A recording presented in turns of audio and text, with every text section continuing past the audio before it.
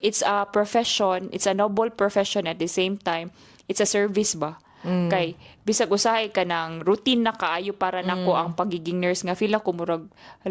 murag usahay gani ma-bored na ka kay sobra ka routine.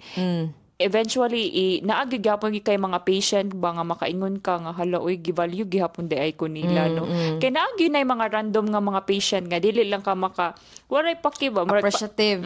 Para nimo kay murag normal ra imong gibuhat ba pero para day sa ilaha kay grabe na gyud ay kay imong gibuhat. Naga-save na gyud ay kag life ba bisag di payo ra gani ka nga inana bo grabe kay lang appreciation nga my god you're the best nurse that I've had. I said ma'am maka-proud. Kung pwede pala mingon, like and subscribe. Pasawat ato ni mo de para sa mo revalidation. Lagi, pasawat ang tato na ako, no niya. Please write my name. Para makuanda yun ko. Char, buang-buang. Dili, tinuod good ka nang mabalyo gyud ninyo ang nursing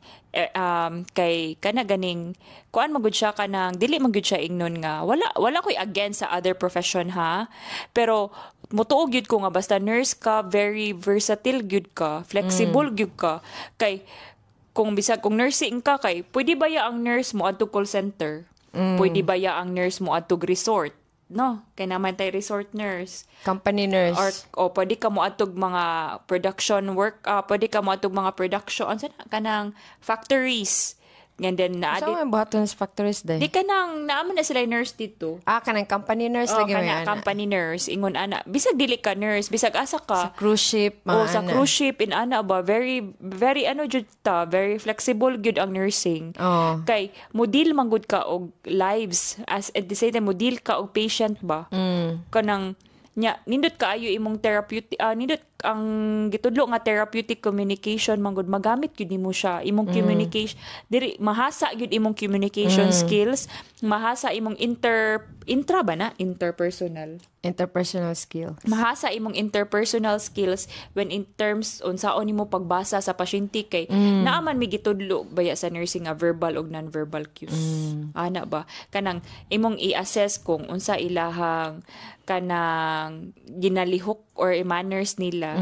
para matagna nimo kung sila kay well ba sila or dili ana gani so based sa assessment